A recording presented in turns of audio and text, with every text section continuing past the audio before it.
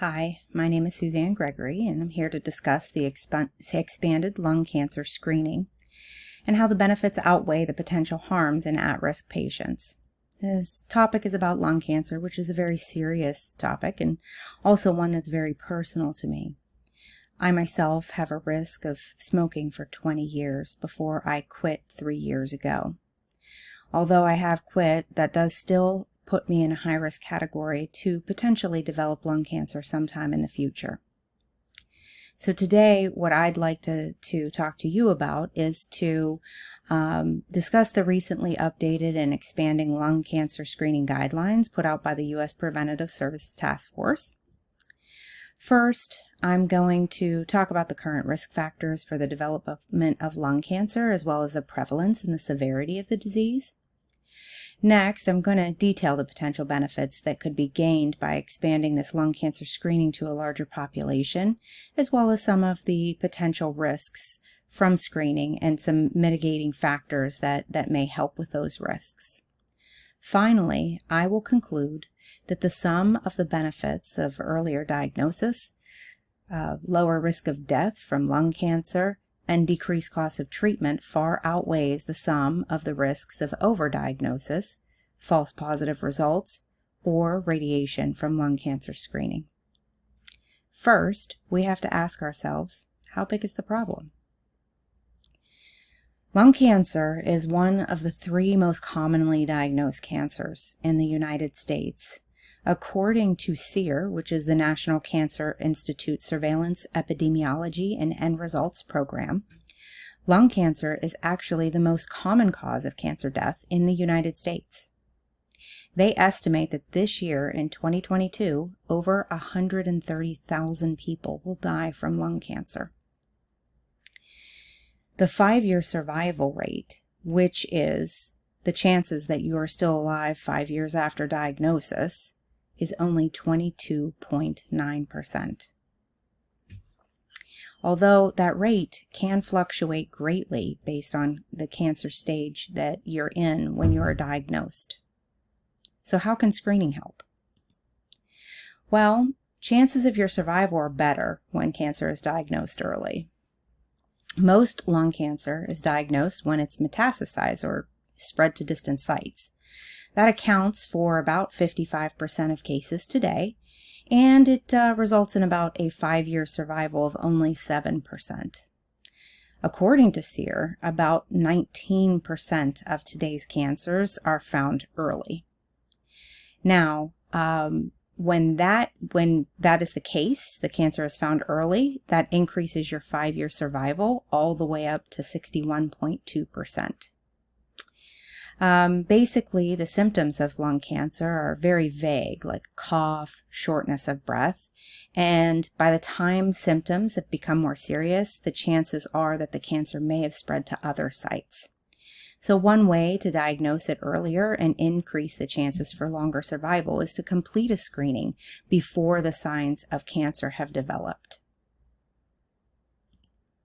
Lung cancer screening results in earlier detection of cancer, a greater probability for longer survival. In people at risk for developing lung cancer, these benefits greatly outweigh any potential harms from overdiagnosis. So when should we screen? The U.S. Preventative Services Task Force recommendations that were recently updated in 2021 says that all adults age 50 to 80 who have a 20 pack-year smoking history and who currently smoke or quit within the past 15 years should get a yearly low-dose CT scan to screen for lung cancer. Those recommendations have actually expanded the population eligible for lung cancer screening over their 2013 recommendations that said screening should not begin until age 55 and required a 30 pack-year smoking history to qualify for this testing. Both recommendations still say that you should stop this yearly testing once you have been not a non-smoker for the past 15 years, or once you have a life or treatment limiting condition that would stop you from selecting certain treatments if you were to be diagnosed with lung cancer. The U.S. Preventative Task Force states that this screening can provide a moderate net benefit, but recognizes that the benefit of this testing is contingent on screening only the people that are at high risk, using accurate imaging interpretation, and using further imaging to look at false positive results rather than using invasive procedures. The U.S. Preventative Task Force based their findings of these potential benefits on a review of the National Lung Screening Trial. The National Lung Screening Trial and the Nederlands, Leuven's, Longacre Screening's Onderzoek, which is the Nelson trials, were two major trials that both showed a reduction in lung cancer mortality. The National Lung Screening Trial showed a 20% reduction in mortality, and the Nelson trial showed a 24% reduction in mortality. The National Lung Screening Trial enrolled over 53,000 people and screened them for lung cancer using either a chest X-ray or low-dose CT scanning, and showed a 20% reduction in death from lung cancer in the low-dose CT group. In addition to the reduced risk for death, lung cancer that is diagnosed in earlier stages may cost less to treat.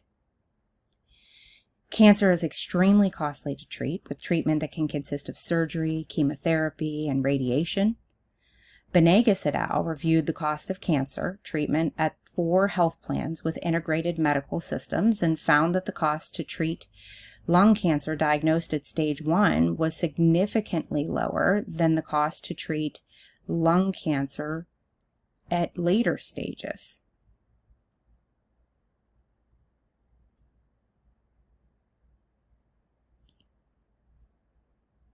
You can see here the progression of the stages as the cost increases during later stage diagnoses.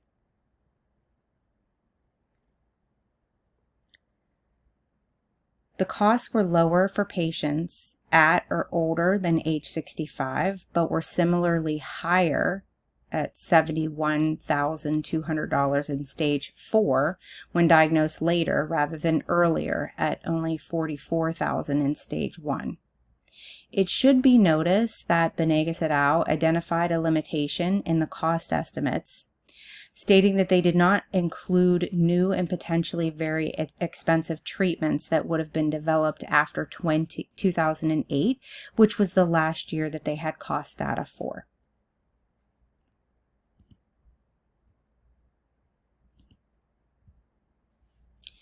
The risks of lung cancer screenings include false positive scans that require further testing. During the National Lung Screening Trial, there were complications reported in patients who had to undergo diagnostic procedures due to a positive screening. Complications were reported at about a rate of 1.4% of patients in those that had a low-dose CT scan and 1.6% of patients that had a false positive chest X-ray. There were 26 patient deaths within 60 days after an invasive procedure. 20 of those 26 patients did have a lung cancer diagnosis, and the cause of death was unclear. Since then, there is a LungRad system that has been developed by, it's the Lung Reporting and Data System, developed by the American College of Radiology to help guide management of positive findings and potentially decrease the need for invasive procedures after false positive scans. Bradley et al. Notes that cancers could be found during low-dose CT scanning that would never cause symptoms or caused harms, which would result in overdiagnosis and treatment of cancer that otherwise wouldn't have caused harm.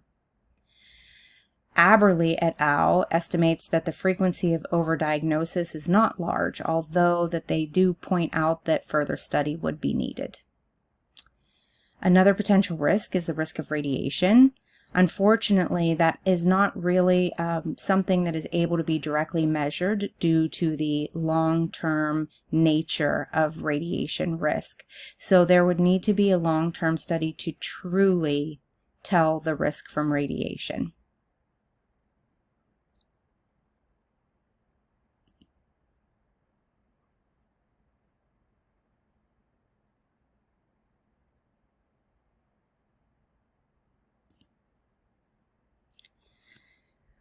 So looking at the benefits versus the risk, Bradley et al. Nicely summarized that any screening program, if 1,000 eligible individuals are screened 3 times, it's estimated that about 779 of those folks will have a normal scan. About 180 of them would need possibly an extra scan, but wouldn't have any lung cancer. 13 would actually need an invasive procedure to rule out lung cancer. 41 people would be diagnosed with lung cancer. 4 of those perhaps could have been overdiagnosis. But thanks to screening, 3 people will not have to die from lung cancer. Compared to 2013 guidelines, the current U.S. Preventative Task Force screening recommendations now allow testing to occur 5 years earlier, beginning at age 50, and to have a lower threshold for smoking history at 20 pack years rather than 30 pack years. The U.S. Preventative Task Force further recommends smoking cessation interventions when being referred for this lung cancer screening. Now, while screening alone can't prevent lung cancer, the smoking cessation counseling that you get if it results in smoking cessation could actually prevent further development of lung cancer. Screening for lung cancer with a low-dose CT scan before symptoms begin has been shown to result in a 20% reduction in lung cancer mortality. Use of the Lung-RADS criteria to manage positive screens with extra imaging could reduce the need for any invasive testing and associated risks by up to 23.4%. And as a reminder, the data shows significantly lower costs when lung cancer is found early. The sum of the benefits of earlier diagnosis, lower risk of death from lung cancer, and decreased cost of treatment outweighs the sum of the risks of overdiagnosis, false positive results, or radiation from lung cancer screening. Thank you.